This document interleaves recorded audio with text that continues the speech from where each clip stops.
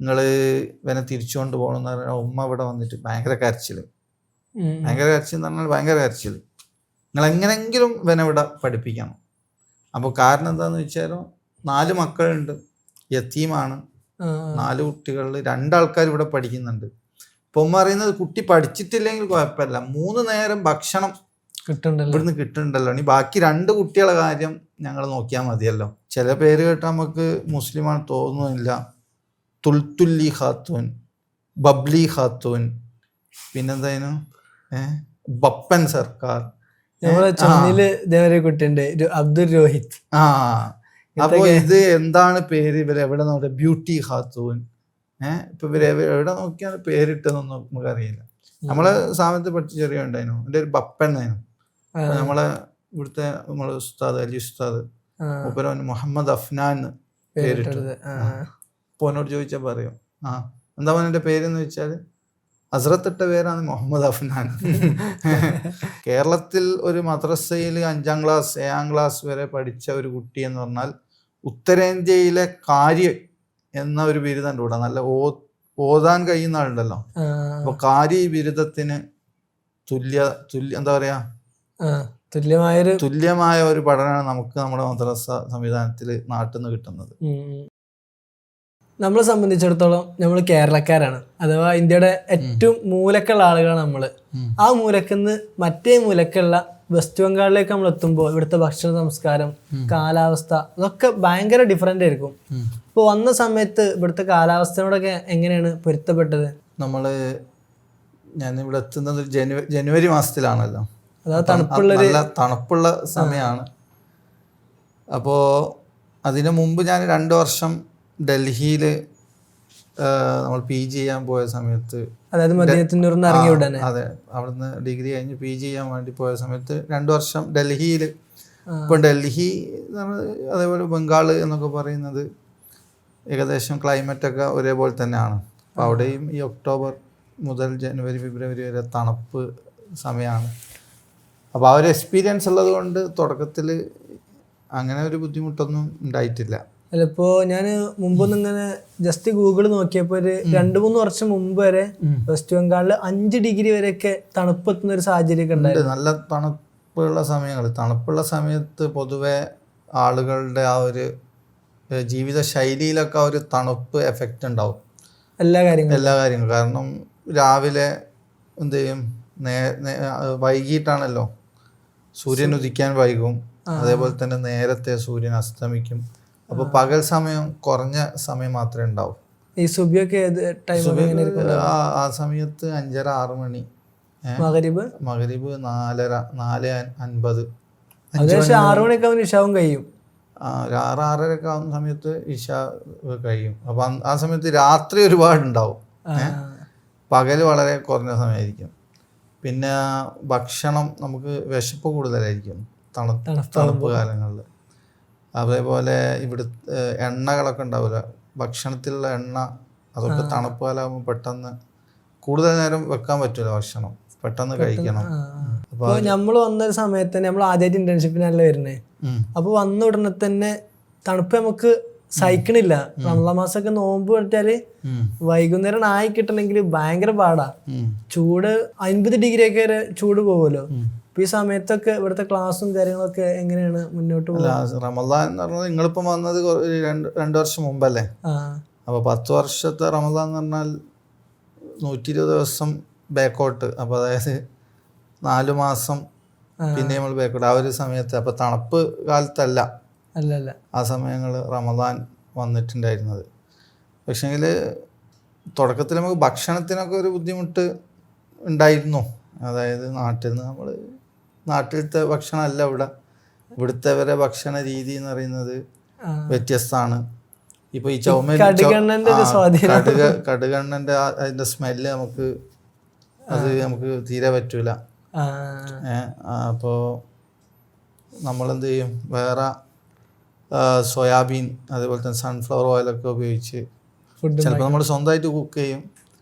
ചില സമയത്ത് നമ്മൾ വേറെ ഭക്ഷണമൊന്നും കിട്ടാനില്ല, ഒന്നും ചെയ്യാനില്ല, അത് കഴിക്കുക തന്നെ. പിന്നെ നമ്മുടെ സ്ഥാപനമുള്ള ചൗമനി അങ്ങാടിയിൽ അന്ന് ആകെ ഒരു ആകെ 2 ഷോപ്പാണ് അവിടെ ഉള്ളത്. ഒരു ബാർബർ ഷോപ്പും പിന്നെ ഒരു ചെറിയ ചായപ്പീടിയും. അപ്പൊ ഈ ഫുഡ് കഴിക്കാനൊക്കെ പുറത്ത് പോവാന്നുള്ള കൺസെപ്റ്റ് ഒന്നും ഇല്ല, തീരെ ഇല്ല. അപ്പൊ നമുക്ക് നല്ലൊരു ഭക്ഷണം കഴിക്കണമെങ്കിൽ ആ സമയത്ത് കൊൽക്കത്ത പോകണം. അഥവാ 500 കിലോമീറ്റർ കഴിഞ്ഞാലേ നല്ലൊരു ഫുഡ് കിട്ടുള്ളൂ. ബിരിയാണി എന്നുള്ള ഒരു ആഗ്രഹം ഉണ്ടെങ്കിൽ നമ്മൾ ഇവിടുന്ന് ട്രെയിൻ കയറി കൊൽക്കത്ത പോയിട്ട് കഴിച്ച് വരണം. അപ്പോൾ അതുകൊണ്ട് നമ്മൾ കൂടുതൽ പുറത്തു പോകാനില്ലാത്തത് കൊണ്ട് ഇപ്പൊ കഴിഞ്ഞ ഉണ്ടായിട്ടില്ല ആ സമയത്ത്. നമ്മളെ കുറെ സ്റ്റാഫുകൾ നാട്ടിൽ പോയപ്പോ നമ്മുടെ ടീമിലുള്ള ഒരു സ്റ്റാഫിനോട് പറഞ്ഞു, ഏതായാലും കുറച്ച് ദിവസം ലീവ് ആണല്ലോ, ഒന്ന് കൊൽക്കത്ത പോയിട്ട് ബിരിയാണി കഴിച്ചു തരണം. അഥവാ ഇവിടെ നാട്ടിലുള്ള ഫുഡൊന്നും നമുക്ക് പറ്റുന്നില്ല. അപ്പൊ നമ്മൾ വന്ന സമയത്ത് തന്നെ ഇവിടെ കടുകെണ്ണയിൽ ഉണ്ടാക്കുന്ന സാധനമാണ്. നമുക്ക് വയറ്റിന് ഇത് കഴിയൂല, ചിലപ്പോ ഛർദിക്കും അല്ലെങ്കിൽ വയറുവേദന ഉണ്ടാവും. ഇതിപ്പോ നമ്മളെ സംബന്ധിച്ചിടത്തോളം കുറച്ച് കാലത്തിനേ ഉള്ളൂ. പക്ഷെ അന്ന് സ്ഥലം അറിയാലോ, തന്നെയാണ് ഇപ്പൊ ഇനി കുറെ കാലം. തുടക്കത്തില് നമ്മളൊരു തുടക്കമുള്ള പ്രശ്നമാണല്ലോ, പിന്നെ അത് ശീലമായി കഴിഞ്ഞാൽ പിന്നെ കുഴപ്പമില്ല. പിന്നെ നമ്മൾ സ്ഥിരമായിട്ട് ഇവരെ ഭക്ഷണം തന്നെയാണ് കഴിക്കുന്നത്. ഇവരെ വീടുകളിൽ പോയാൽ അവരുണ്ടാക്കുന്ന ഭക്ഷണം കഴിക്കും. അപ്പം പിന്നെ കടുകെണ്ണ നമുക്കൊരു ബുദ്ധിമുട്ടായി തോന്നിയിട്ടില്ല. ഇപ്പോഴും നമ്മൾ അത് കടുകെണ്ണ ഉപയോഗിക്കുന്നുണ്ടല്ലോ. അതേമാതിരി ഈ മുരി ഉണ്ടല്ലോ, നമ്മൾ വന്നോടനെ നോമ്പ് തുറക്കാനൊക്കെ മുരി മനസ്സിലാവില്ല, നമ്മളെ പൊരി ചിലയിടത്തൊക്കെ പൂരം പൊരിച്ചെന്നൊക്കെ പറയും. ഞങ്ങളുടെ നാട്ടിലെ കളിയായിക്കണ്ട അങ്ങനെ പറയുന്നത്. കാരണം പൂരത്തിനുള്ള ഈ സാധനം നമുക്ക് കിട്ടുള്ളൂ. നമ്മളെ നാട്ടില് അങ്ങനെ നേർച്ചക്ക് പൂരങ്ങളിലേക്ക് വരുള്ളല്ലോ. അപ്പൊ ഈ ഒരു സാധനം അതിക്ക് കടലക്കറി നോമ്പ് തുറക്കാണ്. നമ്മൾ കരുതി ഇത് എന്താ പഠിച്ചോന്, നമ്മൾക്ക് ഈത്തപ്പഴത്തിന്റെ കൂടെ ഒരു തുടക്കത്തിലൊരു തുറണ്ടല്ലോ, അത് ട്രഡീഷണൽ ഫുഡാണ്. നമ്മൾ ആദ്യമായിട്ട് ഞാൻ ഇവിടെ പെരുന്നാളിന്, ചെറിയ പെരുന്നാളാണ് വലിയ പെരുന്നാളാണ് എനിക്ക് ഓർമ്മയില്ല. അപ്പോൾ പെരുന്നാളിൻ്റെ അന്ന് നമ്മളെ ഭക്ഷണം രാവിലത്തെ നാസ്ത ഈ മുരിയും അതിലേക്ക് കുറച്ച് പച്ചമുളക് പിന്നെ കക്കിരിയൊക്കെ മുറിച്ചിട്ടിട്ടുള്ള ഒരു സാധനം. അപ്പം അന്നത്തെ പെരുന്നാളിൻ്റെ അന്നത്തെ രാവിലത്തെ ഭക്ഷണമാണത്. ആ ഫോട്ടോ ഇപ്പോൾ എൻ്റെ മൊബൈലുണ്ട്. ഞാൻ വളരെ വിഷമത്തോടെ സങ്കടത്തോടെ, കാരണം ഞാൻ മാത്രമേ ഉള്ളൂ ഇവിടെ, പിന്നെ ഇവിടുത്തെ ഒരു ബംഗാളി ഹസ്രത്തും കുട്ടികളൊക്കെ നാട്ടിലാണ്. അപ്പം എൻ്റെ ബംഗാളിൽ ആദ്യത്തെ പെരുന്നാളാണ്. അപ്പോൾ ആദ്യത്തെ പെരുന്നാളിൻ്റെ ആദ്യത്തെ ഭക്ഷണം ഞാൻ സത്യത്തിൽ അന്ന് കരഞ്ഞു പോയിട്ടുണ്ട്. കാരണം പെരുന്നാൾ എന്ന് പറയുമ്പോൾ നമുക്കൊരു ഇതുണ്ടാവുമല്ലോ. അപ്പോൾ നാട്ടിലൊക്കെ അന്ന് ഈ വാട്സപ്പ് സ്റ്റാറ്റസ് ഒന്നും ഇല്ലാത്തത് കൊണ്ട് നമ്മൾ സ്റ്റാറ്റസ് ഒന്നും കാണുന്നില്ല, അല്ലെങ്കിൽ കൂടുതൽ വിഷമാകുമായിരുന്നു. പക്ഷേ ഞാനെന്താ പറയുക, എനിക്ക് വല്ലാതെ വിഷമായി പോയ ഒരു സംഗതിയാണ്. ആ ഫോട്ടോ പോയിൻ്റെ മൊബൈലുണ്ട്, അന്നത്തെ എൻ്റെ പെരുന്നാളിലെ ആ ഒരു ഭക്ഷണം. നമ്മൾ ഇതേമാതിരി ഡൽഹിയിൽ കുടുങ്ങിയിട്ടുണ്ട്. അതായത് നമ്മളൊരു ആവേശത്തില് ഇങ്ങോട്ട് വന്നല്ലോ, അതിന്റെ ബാക്കി നേരെ ഡൽഹിക്ക് ഒന്ന് പോയി നോക്കാറ് അങ്ങനെ പോയതാ. നമ്മുടെ പൈസയും കാര്യങ്ങളൊന്നും ഇല്ല. അപ്പൊ പെരുന്നാളായപ്പോ ഡൽഹിയിൽ ജമാ മസ്ജിദിൽ കൂടി കഴിഞ്ഞിട്ടാണ് പിന്നെ എന്താ ഫുഡ് എന്നുള്ള ആലോചന. ലാസ്റ്റ് ജമാ മസ്ജിദിന്റെ അപ്പുറത്ത് പറ്റിയൊരു കടയിൽ നിന്ന് മറ്റേ കുണ്ടുള്ള ചെമ്പുണ്ടല്ലോ, അതിലുണ്ടാക്കുന്ന ഒരു റൊട്ടിയും ഒരു എന്തോ ഒരു കറിയും. നമുക്ക് ഇത് തിന്നാൻ കഴിയില്ല അവിടെ. പക്ഷെ ഓല് കുറെ ആളുകള് സിക്കാര് കുറെ ആളുകള് കഴിക്കുന്നുണ്ട്. നമുക്കിത് ഒന്ന് തിന്നിട്ട് ഫുൾ ആവണില്ല, അത്രക്ക് കട്ടി. പുസ്തകം പെരുന്നാക്കിന്റെ അനുഭവം പറഞ്ഞപ്പോഴേ അന്ന് പെരുന്നാക്ക് കുടുങ്ങിയത് ഇതായിരുന്നു. ഇതേപോലെ തന്നെ ഈ റമദാനിലും ഇത് അനുഭവം ഉണ്ടായിട്ടുണ്ട്. നമ്മള് നോമ്പ് തുറക്കാൻ വേണ്ടിയിട്ടേ, നോമ്പ് തുറന്ന് പറഞ്ഞാൽ നമ്മളെ മനസ്സിലൊരു ഒരുപാട് വിഭവങ്ങൾ പൊരികളൊക്കെ ഉള്ള. അങ്ങനെ ആദ്യമായിട്ട് നമ്മളെ ഇവിടുത്തെ സ്റ്റാഫ് ഓരോ നാട്ടിലേക്ക് പിന്നെ നോമ്പ് തുറക്കാൻ ക്ഷണിച്ചു. അപ്പോൾ നോമ്പ് തുറക്കാൻ പോയി. അങ്ങനെ അവിടെ ഈ മൊരിയാണുള്ളത്, നമ്മളെ പറയപ്പെട്ട പൊരി. അപ്പോൾ അതിലേക്ക് നല്ല കടലക്കറി. അപ്പോൾ അത് കഴിഞ്ഞു. അപ്പോൾ ഞാൻ കരുതി ഇതൊരു സ്റ്റാർട്ടപ്പാണ്, അത് കഴിഞ്ഞാലും വേറെ നല്ല വിഭവങ്ങളൊക്കെ വരും. അങ്ങനെ അത് കഴിഞ്ഞ് ആൾക്കാർ നിസ്കാരം കഴിഞ്ഞ് എല്ലാവരും തിരിച്ചു പോയി വീട്ടിലേക്ക്. അപ്പോൾ ഞാനിങ്ങനെ കുറച്ച് നേരം അവിടെ നിന്ന്. അപ്പോൾ നിന്നേരാണ് ഓക്കെ മൂപ്പരൊന്ന് അസ്സലാമു അലൈക്കും. വലൈക്കും അസ്സലാം. അപ്പാണ് മനസ്സിലായത് ഇവിടുത്തെ നോമ്പ് തുറ കഴിഞ്ഞു എന്നുള്ളത്. അപ്പോൾ ഇവിടുത്തെ നോമ്പ് തുറ, അതേപോലെ തന്നെ ഇവിടുത്തെ കല്യാണങ്ങൾ നമ്മുടെ നാട്ടിലെ പോലെയുള്ള വിഭവ സമൃദ്ധമായ ഭക്ഷണങ്ങളൊന്നുമില്ല. കല്യാണത്തിന് പോയാൽ നല്ല വെറുംചോറും ഇറച്ചിക്കറി ഉണ്ടാവും. അത് അത്യാവശ്യം കുറച്ചൊക്കെ ഒരു സാമ്പത്തിക ഭദ്രത ഉള്ള ആളുകളാണെങ്കിൽ അത് നമുക്ക് പാവങ്ങളെ കല്യാണവും അതേപോലെ തന്നെ കുറച്ചൊക്കെ എന്താണ് കപ്പാസിറ്റി ഉള്ള ആളുകളെ കല്യാണം നമ്മൾ തിരിച്ചറിയുന്നത് എങ്ങനെയാണെന്ന് വെച്ചാൽ അവർ ഇറച്ചിക്കറിയിൽ ആലും ഇട്ടിട്ടുണ്ടെങ്കിൽ നമുക്ക് മനസ്സിലാക്കാം അത് പാവങ്ങളെ ആളുകളെ കല്യാണമാണ്. ഇറച്ചിക്കറിയിൽ ആലും ഇട്ടിട്ടില്ലെങ്കിൽ നമ്മൾ മനസ്സിലാക്കണം ഒരു കുറച്ചൊക്കെ ഒരു കപ്പാസിറ്റി ഉള്ള ആളുകളാണ് ഉള്ളത്. അപ്പോൾ ഏത് ആളെ കല്യാണത്തിനാലും വെറും ചോറും ഇറച്ചിക്കറിയും അതിൻ്റെ കൂടെ പരിപ്പ് കറി കല്യാണത്തിന്. നമ്മുടെ നാട്ടിലൊക്കെ പൊതുവെ പറയാറുണ്ട് ഏതെങ്കിലും ഒരു നാട്ടിൽ കല്യാണം ഉണ്ടാകുമ്പോഴാണ് നമ്മളൊന്ന് ബിരിയാണി കഴിക്കുക. ഭയങ്കര പൊലിവാണ് ചെറുപ്പത്തിലൊക്കെ ബിരിയാണി എന്നുള്ളത്. ഇവിടെ എനിക്ക് തോന്നുന്നു ബിരിയാണി കടകൾ ഇപ്പം വന്നിട്ട് ഇപ്പോൾ ഒരു 3-4 വർഷമായിട്ടല്ലേ ഉള്ളൂ. ഞാൻ പറഞ്ഞില്ലേ ബിരിയാണി കട ഞാൻ കൊൽക്കത്ത കഴിഞ്ഞിട്ട് പിന്നെ അതിന് ശേഷം ഇങ്ങോട്ട് എവിടെയും ബിരിയാണി കട കണ്ടിട്ടില്ല. ഇപ്പോൾ നമ്മളെ ഗംഗാരംപൂർ ഇവിടുന്ന് 14 കിലോമീറ്റർ പോയാൽ അവിടെ തന്നെ ബിരിയാണി കട വന്നിട്ട് ഇപ്പോൾ 5 വർഷം അല്ലെങ്കിൽ 6 വർഷമായിട്ടേ ഉള്ളൂ.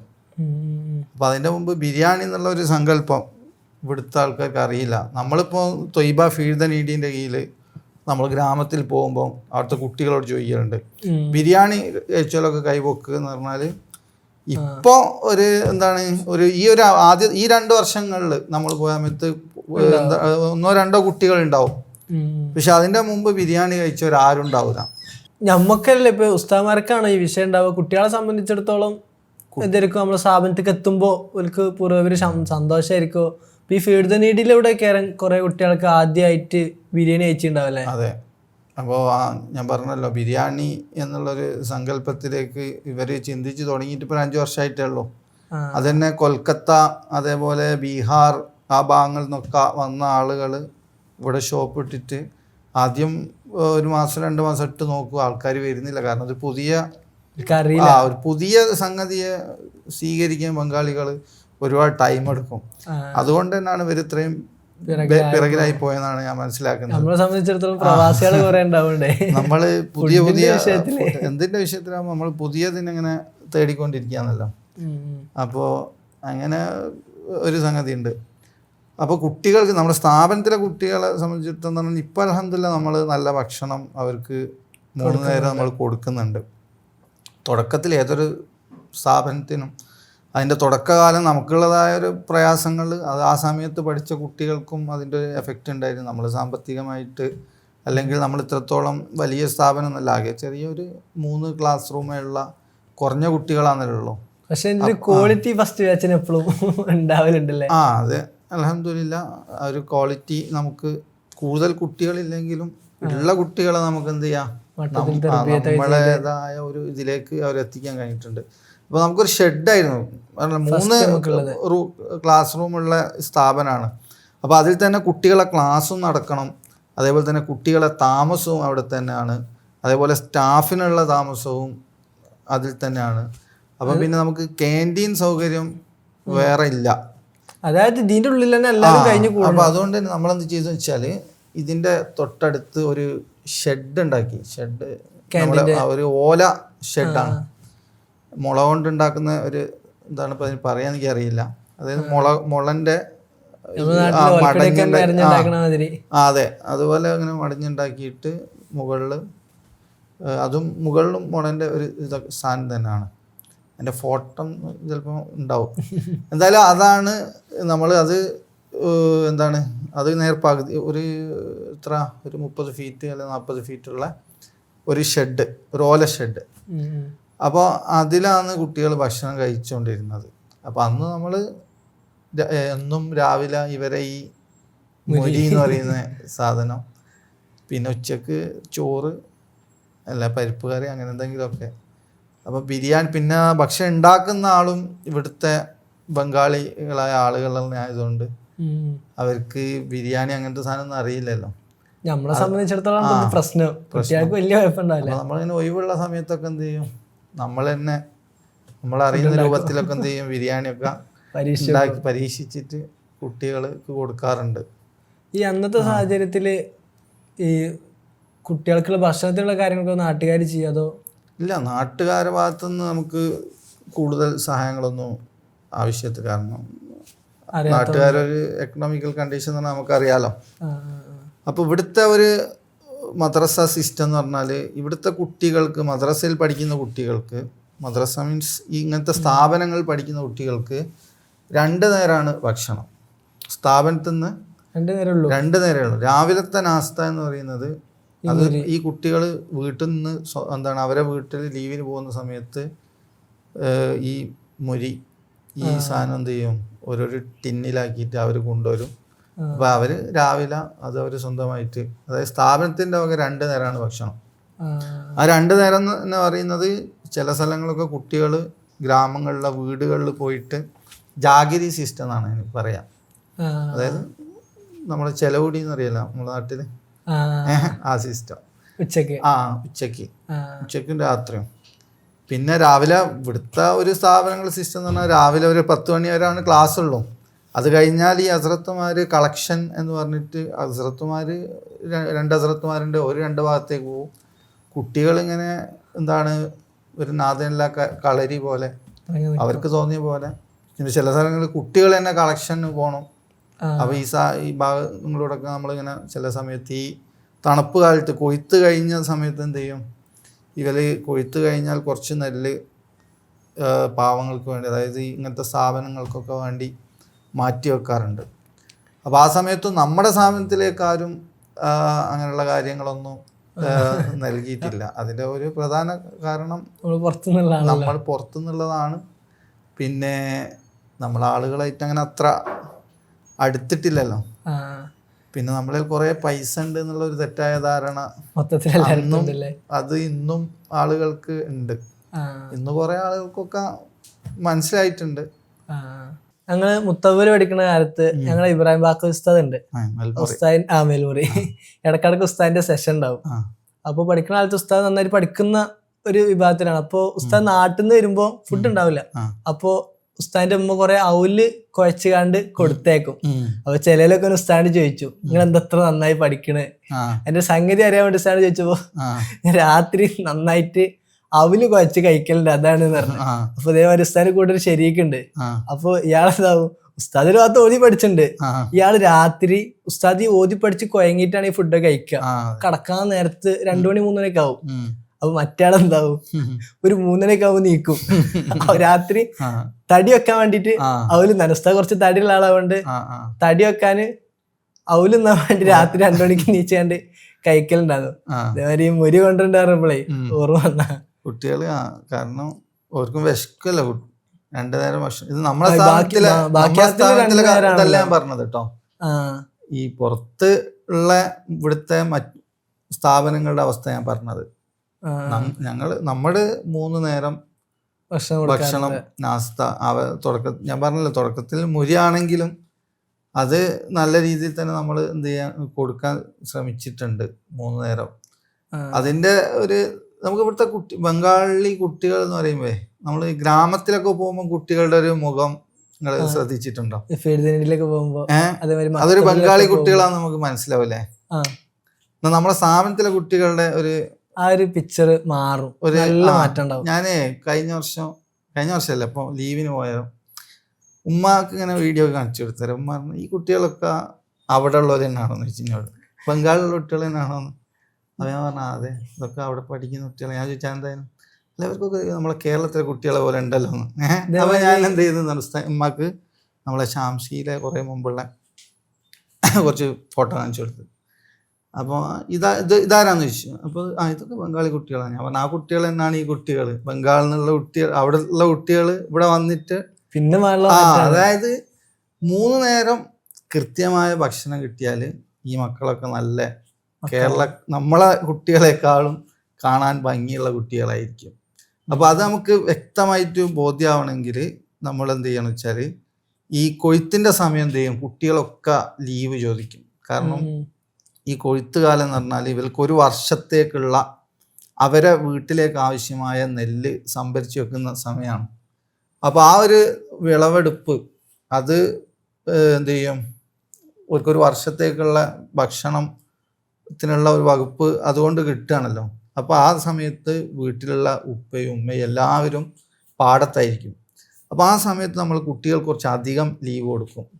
അപ്പോൾ ആ ലീവ് കഴിഞ്ഞ് വരുന്ന കുട്ടികൾ ഇവിടുന്ന് നല്ല ചുറുചുറുക്കോട് പോയ മക്കൾ തിരിച്ചൊരു മാസം കഴിഞ്ഞ് വരുമ്പം മെലിഞ്ഞ് ശരീരമൊക്കെ ആകെ വെയിലുകൊണ്ട് കറുത്തിട്ട് ഇവിടുന്ന് പോയ കുട്ടികൾ തന്നെ ആണോ എന്ന് നമ്മൾ സംശയിച്ചു പോകും.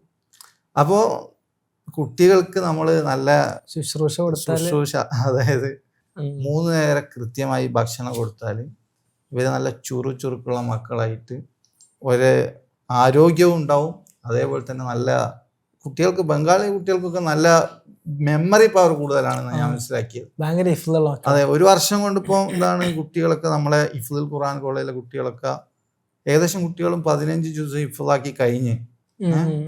അപ്പോൾ നമ്മളെ നാട്ടിലൊക്കെ അപൂർവമാണ് അങ്ങനെ കുട്ടികൾ ഉണ്ടാവാറില്ല. അപ്പോൾ ഇവർക്ക് പൊതുവെ എന്താണ് ഇരുന്ന് ഒരു കാര്യം ഇങ്ങനെ മെമ്മറി ചെയ്ത് പിന്നാലെ കൂടി മെമ്മറി പവർ ഇവർക്ക് ഓൾറെഡി ഇവരെ ജീനിലുള്ള ഒരു സംഗതിയാണ്. അതേമാതിരി നമ്മളൊപ്പം കൂടുമ്പോൾ ഒരു മാറ്റം എനിക്ക് തോന്നിയത് കുട്ടികളിൽ മാത്രമല്ല. ഇപ്പൊ കഴിഞ്ഞ ദിവസം സുഹൈർസ്ഥാന്റെ ഒപ്പം നമ്മുടെ TMA കല്യാച്ചക്കുള്ള ഒരു സോണിന്റെ കോർഡിനേറ്റർ കല്യാണം ഉണ്ടായിരുന്നു. അപ്പോ നമ്മള് ഒരു 4 കോർഡിനേറ്ററും പിന്നെ സുഹൈർസ്ഥാവും ഉണ്ട്. ഇങ്ങനെ വർത്താനം പറഞ്ഞ ഇടയില് ഒരു ബംഗാളി ആള് ചോദിച്ചു ഇവരെല്ലാരും മലയാളികളാണോ എന്ന് ചോദിച്ചു. അഥവാ അപ്പൊ ഓലൊക്കെ നമ്മൾ ഈ ഒരു ഡ്രസ്സ് തലയിക്കെട്ട് മട്ടത്തിൽ വെക്കുമ്പോ അവർക്ക് തന്നെ ബംഗാളികൾ തന്നെ, കേരളക്കാർക്ക് മാത്രല്ല പോലെ ആയോ എന്നുള്ളൊരു. അതെ, ഇവിടെ ഗസ്റ്റ് ഒക്കെ വരുമ്പോ ഒരു തമാശയിൽ ചോദിക്കലുണ്ട്. ഇവിടുത്തെ കുട്ടികളെ കണ്ടിട്ട് ഒരു പറയലുണ്ട്, ഇവിടുത്തെ ബംഗാളികളെ കണ്ടിട്ട് മലയാളികളായിട്ടും മലയാളികളെ കണ്ടിട്ട് ബംഗാളികളായിട്ടും തോന്നലുള്ളത് എന്ന്. അപ്പോ ഗ്രാമത്തിലുള്ള ഒരു ഇത് കൃത്യമായ ശ്രദ്ധ പരിചരണം കിട്ടാത്തത് കൊണ്ടാണ് കുട്ടികളൊക്കെ ഈ രൂപത്തിലേക്ക് ആവുന്നത്. ഗ്രാമത്തിൽ നമുക്ക് എല്ലാ കുട്ടികളെയും ഇങ്ങനെ ഇവിടെ കൊണ്ടുവന്ന് പഠിപ്പിക്കാനുള്ള സൗകര്യം നമ്മളില്ല. ഇപ്പം തന്നെ നമ്മുടെ ക്യാമ്പസിൽ 600 കുട്ടികളുണ്ട്. അപ്പൊ കഴിഞ്ഞ വർഷമൊക്കെ ഒരുപാട് കുട്ടികൾ സ്ഥാപനത്തിലേക്ക് വന്നു അഡ്മിഷൻ. അപ്പൊ അതിൽ തന്നെ പല ആളുകൾക്കും പല കാരണങ്ങളാണ്. അപ്പോൾ കഴിഞ്ഞ വർഷം 2 വർഷം മുമ്പാണ് ഒരു ഉമ്മ, ആ ഉമ്മാന്റെ 3 കുട്ടികളെ 2 കുട്ടികളെ ഓൾറെഡി നമ്മൾ സ്ഥാപനത്തിൽ എടുത്തിട്ടുണ്ട്. അപ്പൊ ഒരു കുട്ടി പഠനത്തിൽ കുറച്ച് വീക്കാണ്, പഠനത്തിൽ അത്ര ശ്രദ്ധ കൊടുക്കുന്നില്ല, താല്പര്യം കാണിക്കുന്നില്ല. അപ്പോൾ നമ്മൾ പറഞ്ഞു ഈ കുട്ടീനെ ഇവിടെ വെക്കാൻ ബുദ്ധിമുട്ടുണ്ട്, നിങ്ങള് ഇവനെ തിരിച്ചുകൊണ്ട് പോകണമെന്ന് പറഞ്ഞാൽ ഉമ്മ ഇവിടെ വന്നിട്ട് ഭയങ്കര കരച്ചിൽ എന്ന് പറഞ്ഞാൽ ഭയങ്കര കരച്ചിൽ. നിങ്ങൾ എങ്ങനെങ്കിലും ഇവനെ ഇവിടെ പഠിപ്പിക്കണം. അപ്പോൾ കാരണം എന്താന്ന് വെച്ചാൽ 4 മക്കളുണ്ട്, യത്തീമാണ്. 4 കുട്ടികളിൽ 2 ആൾക്കാർ ഇവിടെ പഠിക്കുന്നുണ്ട്. ഇപ്പൊ ഉമ്മ പറയുന്നത് കുട്ടി പഠിച്ചിട്ടില്ലെങ്കിൽ കുഴപ്പമില്ല, 3 നേരം ഭക്ഷണം ഇവിടുന്ന് കിട്ടുന്നുണ്ടല്ലോ, ഇനി ബാക്കി 2 കുട്ടികളെ കാര്യം ഞങ്ങൾ നോക്കിയാൽ മതിയല്ലോ. അപ്പോ ഈ സ്ഥാപനം എന്നുള്ളത് അവർക്ക് മക്കളെ പഠിപ്പിക്കുക എന്നത് മാത്രമല്ല, 3 നേരം കൃത്യമായി ഭക്ഷണം, കുട്ടികൾക്ക് കൃത്യമായ ഒരു പരിചരണം ഇവിടുന്ന് കിട്ടുന്നുണ്ട് എന്നുള്ള ഒരു സമാധാനം അതുകൂടെ അവർക്ക് ഇതിന്റെ കൂടെ കിട്ടുന്നത്. അതേമാതിരി നമ്മളെ പഴയ ബിൽഡിംഗ് ഉണ്ടല്ലോ ചുമനിലുണ്ടായിരുന്നത്, അവിടെ വീണ്ടും അവിടെ നമ്മള് സ്റ്റാഫ് ആൾക്കുള്ളൊരു സൗകര്യമാണല്ലോ കണ്ടത്. അപ്പൊ വീണ്ടും അവിടെ കുട്ടികളെന്താ അവിടെ തന്നെ ആക്കിന്ന് വെച്ചപ്പോ ഇതേമാതിരി ഉസ്താമാര് പറഞ്ഞ് നമുക്ക് വർഷത്തില് 120ഓളം ഇന്റർവ്യൂവിന് ആളുകൾ വരുന്നുണ്ട്. പക്ഷെ 120 കഴിഞ്ഞ വർഷം നമുക്ക് 400 അടുത്ത ഇത് എൻക്വയറി വന്നു. അപ്പൊ അതില് 60 കുട്ടികളെയാണ് നമുക്ക് ഇവിടെ അക്കോമഡേറ്റ് ചെയ്യാനുള്ള സൗകര്യം ഉണ്ടായിരുന്നുള്ളൂ. കപ്പാസിറ്റിയുള്ള കുട്ടികൾ പിന്നെ ഉണ്ടാവുമ്പോ ഒഴിവാക്കാൻ കഴിയുന്നില്ല. സ്റ്റാഫിനെ അവിടുന്ന് ഇങ്ങോട്ട് മാറ്റി അവിടെയും കൂടെ കുട്ടികളെ അവിടെയും 35 കുട്ടികളെ വെച്ചതാണ്. അപ്പോ കുട്ടികളിങ്ങനെ അവരെ ആവലാദികളൊക്കെ പറഞ്ഞു വരുമ്പോ കൈ ഒഴിയാനും തോന്നില്ല. കാരണം കൈ ഒഴിഞ്ഞാൽ നമ്മൾ ഗ്രാമത്തിൽ ഇങ്ങനെ കാണുന്ന ആ ഒരു മുഖാണ് നമുക്ക് ഓർമ്മ വരിക. അപ്പൊ നല്ല കഴിവുള്ള കുട്ടികളാവുമ്പോ അവര് പിന്നെ ഗ്രാമത്തിലേക്ക് പോയാൽ നഷ്ടപ്പെടുന്നതല്ലേ. അതുകൊണ്ടാണ് നമ്മള് കുറച്ച് സൗകര്യം കുറവാണെങ്കിലും അവിടെ തന്നെ നിർത്തുന്നത്. നമ്മളിപ്പോ ഫസ്റ്റ് നമ്മള് ആൺകുട്ടികൾക്ക് മാത്രമുള്ള സ്ഥാപനമാണല്ലോ തുടങ്ങുന്നത്. പിന്നെ ഇപ്പൊ നമ്മൾക്ക് ബനാത്ത് ഹോസ്റ്റലെല്ലാം ഉണ്ട്. അപ്പൊ ഈ പെണ്ണുങ്ങൾക്കുള്ള സ്ഥാപനം പിന്നീട് കുറെ കഴിഞ്ഞാണോ തുടങ്ങിയത്? നമ്മള് 2012 നമ്മൾ ഈ സ്ഥാപനം തുടങ്ങി. അത് കഴിഞ്ഞ് നമ്മൾ 2013 അടുത്തൊല്ലം തന്നെ 2013 നമ്മൾ പുതിയ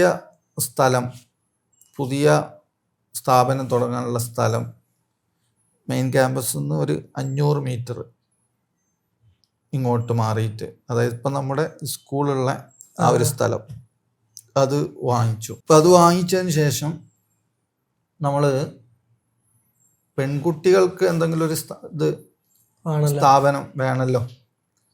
അപ്പോൾ ഒരു മദ്രസ, നാട്ടിലുള്ള ഒരു മദ്രസ സിസ്റ്റം എന്ത് ചെയ്യാൻ നമുക്ക് തുടങ്ങാം. ഗ്രാമത്തിലൊക്കെ ഉള്ള ഒരു 20 ഗ്രാമങ്ങൾ നമ്മൾ സ്പോട്ട് ചെയ്ത് വെച്ചു. നമ്മുടെ ഈ സ്ഥാപനത്തിന് ചുറ്റുള്ള 20 ഗ്രാമങ്ങൾ നമ്മൾ റമദാനിൽ അവർക്ക് റിലീഫും കാര്യങ്ങളൊക്കെ കൊടുത്ത് 20 ഗ്രാമങ്ങൾ നമ്മൾ എന്ത് ചെയ്തു, നോട്ട് ചെയ്ത് വെച്ചിട്ടുണ്ടായിരുന്നു. അപ്പം ആ ഗ്രാമത്തിലുള്ള ചെറിയ കുട്ടികളൊക്കെ എന്ത് ചെയ്യും, ഒരു 2 കിലോമീറ്റർ 3 കിലോമീറ്റർ ചുറ്റളവിലുള്ള ഗ്രാമങ്ങളാണ് ഇതൊക്കെ. അപ്പോൾ അവിടുന്ന് കുട്ടികളെ ഇങ്ങോട്ട് വരുത്തിയിട്ട് നമുക്കിവിടെ രാവിലെ ഒരു മദ്രസ സംവിധാനം ഒരുക്കാം. അതോടൊപ്പം തന്നെ മദ്രസ കഴിഞ്ഞിട്ട് സ്ത്രീകൾക്ക് എന്തെങ്കിലുമൊക്കെ ഒരു സെറ്റപ്പ്, ഒരു വുമൻസ് എംപവർമെൻറ്റ് പ്രോഗ്രാം എന്നുള്ള ഒരു ലക്ഷ്യത്തിൽ ആണ് നമ്മൾ ദുബായിലുള്ള നമ്മളെ ഡോക്ടർ കാസിം കഴിഞ്ഞ എപ്പിസോഡിൽ പറഞ്ഞില്ലേ, മൂപ്പര് ആണ് ആ ബിൽഡിങ്ങുള്ള ഇത് നമുക്ക് സ്പോൺസർ ചെയ്യുന്നത്. അങ്ങനെ ആ ഒരു 2013 തന്നെ എന്ത് ചെയ്യുന്നുണ്ട്, 2013 അവസാനം ആ ബിൽഡിങ്ങിൻ്റെ വർക്കൊക്കെ നമ്മൾ പൂർത്തീകരിച്ച് 2013-14 എന്ത് ചെയ്യുന്നത്, മദ്രസ, രാവിലത്തെ മദ്രസ തുടങ്ങുന്നത്. പിന്നെ മദ്രസയിൽ വരാൻ വേണ്ടി നമ്മളെല്ലാ ഗ്രാമത്തിലും വിവരം കൊടുത്തു. ചെറിയ മക്കളെ, അതായത് ഇതുവരെ അലിഫ് പഠിക്കാത്ത, അറബി അക്ഷരങ്ങൾ അറിയാത്ത എല്ലാ ആളുകളും വരണം എന്ന് പറഞ്ഞു. എല്ലാ കുട്ടികളും എന്നാണ് നമ്മൾ ഉദ്ദേശിച്ചത്. വന്നു നോക്കുമ്പം ഇത് കുട്ടികളല്ല, അറബി പഠിക്കാത്ത എല്ലാവരും ഉണ്ട്. വലിയ വലിയ ആളുകൾ, 6 വയസ്സ് മുതൽ 60 വയസ്സ് വരെയുള്ള സ്ത്രീകൾ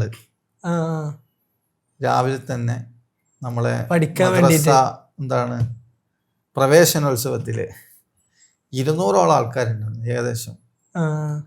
അപ്പോൾ നമ്മളൊക്കെ 3 തലമുറയെ പഠിപ്പിക്കാൻ ഭാഗ്യം കിട്ടുക എന്ന് പറഞ്ഞാൽ ചില്ലറ ഭാഗ്യം. അത് വലിയ വലിയ വലിയ നമ്മളെ ഉസ്താദുമാർക്കൊക്കെ 10, 40, 50 കൊല്ലം ദർസൊക്കെ നടത്തുന്ന ഉസ്താദുമാർക്ക് കിട്ടുന്നൊരു ഭാഗ്യമാണ്. ആ ഒരു ഭാഗ്യം നമുക്ക് ഒരേ സമയം കിട്ടി.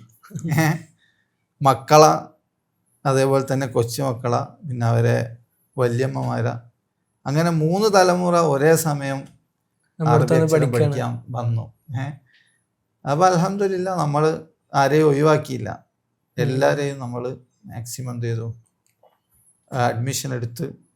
അപ്പോൾ 2 സമയം വെച്ചു. ഉമ്മമാർക്ക് രാവിലെ, അല്ല ചെറിയ മക്കൾക്ക് സ്കൂളിൽ പോകുന്ന കുട്ടികൾക്ക് അവർക്ക് രാവിലെ, അതിരാവിലെ, ആ സമയത്ത് തണുപ്പ് കാലത്താണ്. അപ്പോൾ ഒരു 7 മണി മുതൽ ഒരു 8-8:30 വരെ ചെറിയ കുട്ടികൾ. അത് കഴിഞ്ഞിട്ട് വീട്ടിൽ സ്ത്രീകൾ അവരെ വീട്ടിലത്തെ പണികളൊക്കെ കഴിഞ്ഞ് 2ാം സെഷനിൽ എന്ത് ചെയ്യും, ഉമ്മാമ്മമാർ അവരൊക്കെ വരാൻ തുടങ്ങി. അപ്പോൾ അത് ഉമ്മമാരെ ഇതൊരു സ്ത്രീകളിലൂടെ എന്ത് ചെയ്യും, നമുക്ക് നമ്മുടെ അങ്ങനെയാണല്ലോ, അവരിലൂടെ പെട്ടെന്ന് മെസ്സേജുകൾ കൈമാറ്റം ചെയ്യപ്പെടില്ല. അപ്പോൾ നമ്മുടെ സ്ഥാപനത്തിന് നല്ലൊരു പോപ്പുലാരിറ്റി ഇവരിലൂടെ കിട്ടി. അപ്പോൾ ആ ഒരു സംവിധാനം നമ്മൾ തുടങ്ങിയത് കൊണ്ട് അതിലൂടെയാണ് നമ്മൾ നമ്മുടെ സ്കൂൾ എന്നുള്ള സംവിധാനത്തിലേക്ക് വരുന്നതും അവരിലൂടെ തന്നെയാണ്.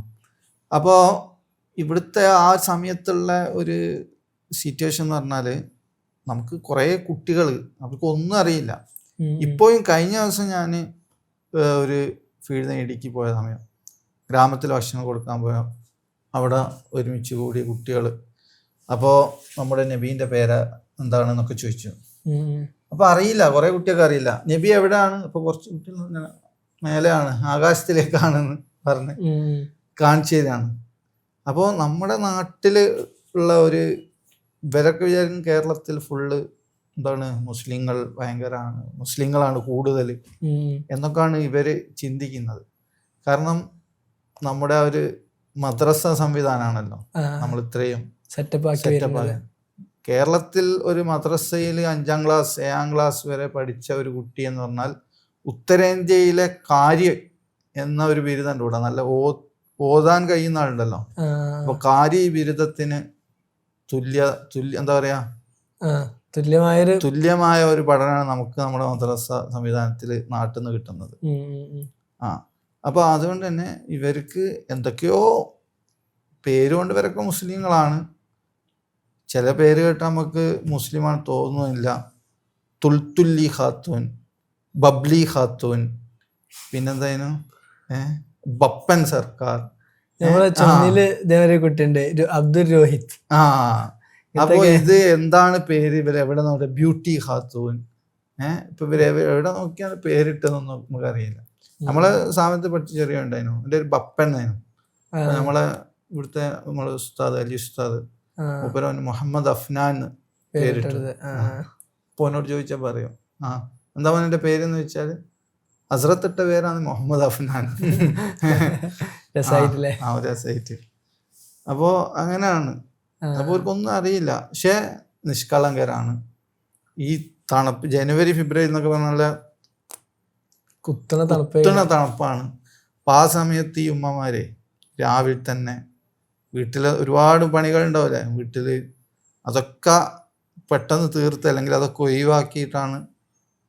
അപ്പൊ അവർക്ക് ഈ ഇവര് പഠിക്കാൻ തുടങ്ങിയപ്പോൾ അതിൻ്റെ ഒരു മധുരം അതവർക്ക് കിട്ടി. അപ്പോൾ നമ്മളെ സ്ഥാപനത്തിൽ പഠിച്ച ഒരു മാമ, അപ്പം അമ്മ പറഞ്ഞത്, ഞാൻ ഇതുവരെ വിചാരിച്ചിരുന്നത് ഈ ഖുർആനൊക്കെ ഓതുക എന്ന് പറയുന്നത് പള്ളിയിലെ മൊല്ലാക്കാർക്ക് മാത്രമാണ്, ഹുസൂറിന് മാത്രമാണ് അതൊക്കെ പറ്റൂ, ഞങ്ങൾക്കൊന്നും പറ്റൂല എന്നാണ് ഞാൻ ഇതുവരെ വിചാരിച്ചിരുന്നത്.